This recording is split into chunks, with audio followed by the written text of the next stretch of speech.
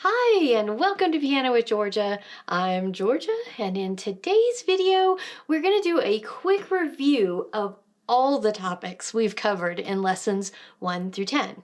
I realize that many of you out there do have prior experience, but you may gain some benefit from watching this review video to fill in some gaps.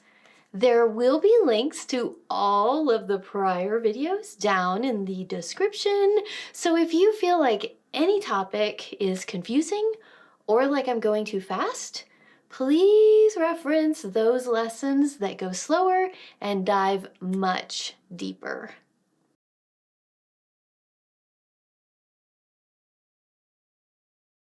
And now, hop on your bench or chair and let's get started.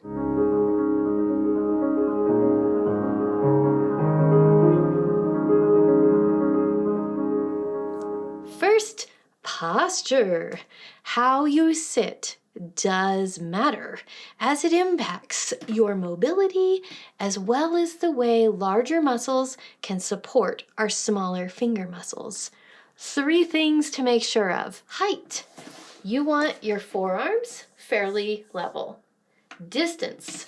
No Frankenstein, no T-Rex. Your elbow should be just slightly in front of your torso. Sit forward. Even if you are using a chair to play, don't sit back like you normally do. Sit on the front edge with your feet flat on the floor. Notice how much more you can move. Finger numbers are wonderful communication tools, and many composers actually write in finger numbers to help us play their compositions. It's a simple thing, but not to be underestimated. Same finger types are the same finger numbers. Thumbs are 1s, then you count 2, 3, 4, 5 from there. Notice that when you separate your hands, this means that the numbers go from the inside out in opposite directions. 1s, 2, 3, 4, 5.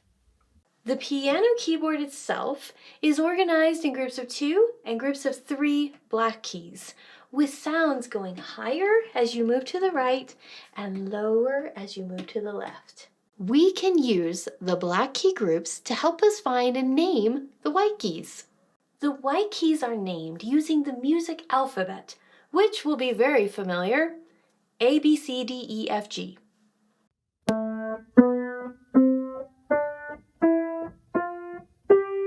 Find a group of 2 black keys. The notes here are C, D, E. Now look at a group of 3 black keys. The notes here are F, G, A, B. Back to your hands.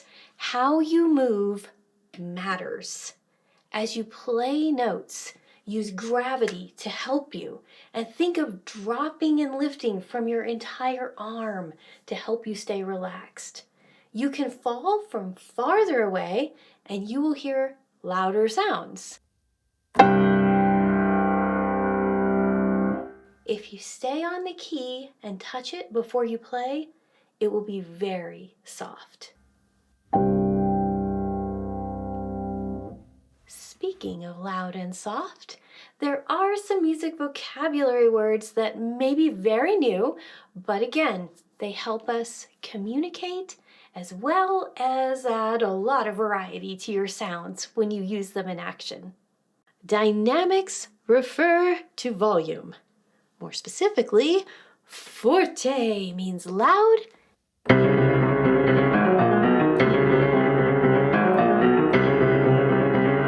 piano means soft.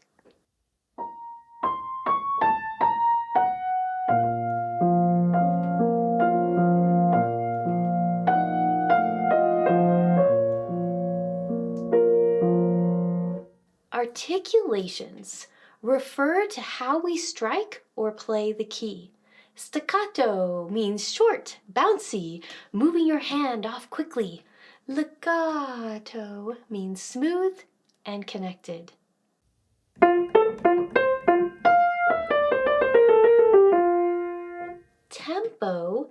refers to speed.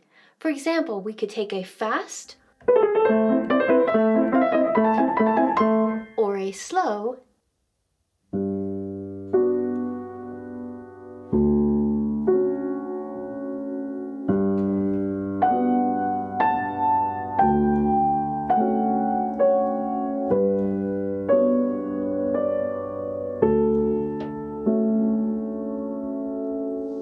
tempo.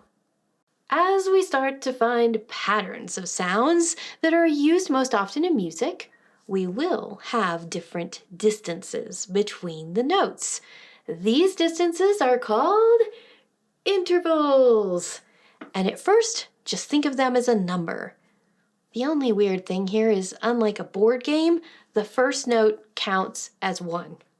So, from C to D is a second, nicknamed a step. From C to E is a third, nicknamed a skip.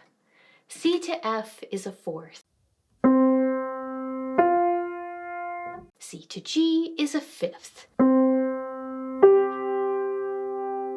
C to A is a sixth. C to B is a seventh.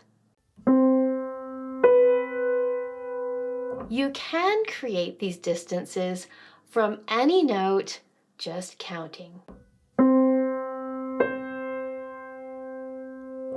Only seconds and thirds have nicknames for some reason, but those two intervals are actually little building blocks that then go on to create all sorts of patterns like scales and arpeggios and chords.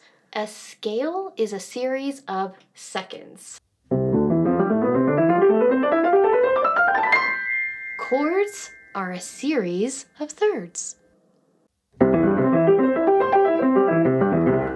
The only difference between a chord and an arpeggio is if you play the notes separately, they are an arpeggio.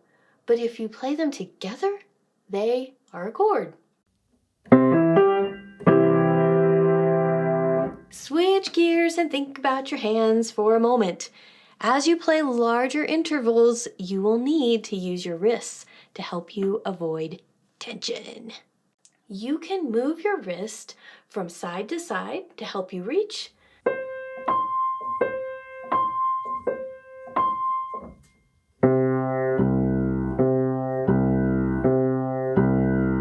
You can also rotate your wrist and create a little arc to help you reach.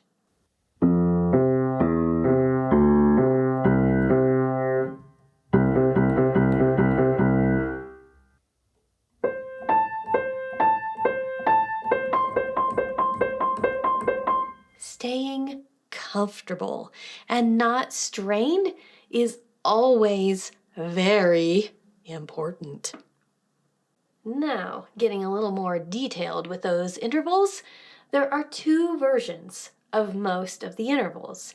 There's a slightly bigger version and a slightly smaller version. The bigger one is frequently called major, and the smaller one, minor. This matters most when you are looking at seconds and thirds as you try to build the different types of scales and chords. Word of warning. There are 2 vocabulary words used in 3 different ways here. The words are major and minor. These 2 terms can refer to intervals, scales, and chords. And in each of these categories, they really mean completely different things. Think of major as a bit bigger and minor as a bit smaller when it comes to your intervals. When you think of scales, the words major and minor are describing the overall sound pattern created by combining major and minor seconds in a specific order. When it comes to chords, major and minor refer again to the sounds created by stacking your thirds in a specific way. Clear as mud? Building scales. Perhaps to get away from this major-minor confusion, someone along the way started calling major and minor seconds whole steps and half steps.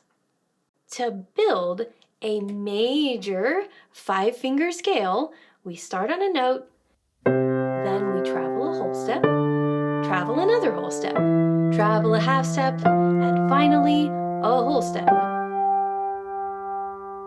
I could also say in other words, we play the first note, then we go a major second, minor second, major second. To transform this major scale into its minor counterpart, all you have to do is lower the middle note.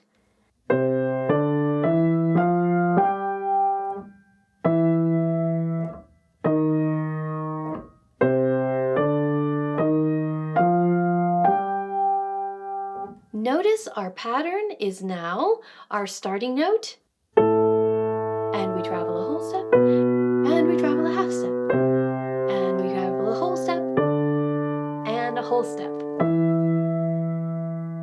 Building chords. A major chord will have a major third on the bottom and a minor third on the top. A minor chord will have a minor third on the bottom and a major third on top. Remember, the major third is a bit bigger. It has 3 empty keys in between the 2 notes we are playing. The minor third will have only 2 empty keys in between the 2 notes we play. When we put those 2 thirds together, we have C, E, G, which is a major chord. I can transform the major to the minor by lowering the middle note.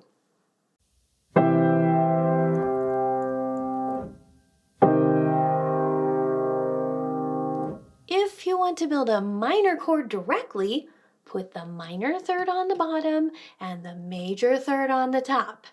For example, start on A. Leave 1, 2 empty keys and play the next one. This is a minor third. Now, from the note C, leave 1, 2, 3 empty keys and play the next note, E. You've added a major third. This combination of thirds has created a minor chord. When your chords are all thirds like this, the name of the chord is the lowest note. As a shorthand, you'll see it written as a capital letter for a major chord, and the minor chord will have a little lowercase m next to that letter. Final review topic, black keys. Every black key has 2 names, a sharp name and a flat name. They use the alphabet letters of the white keys they are next to.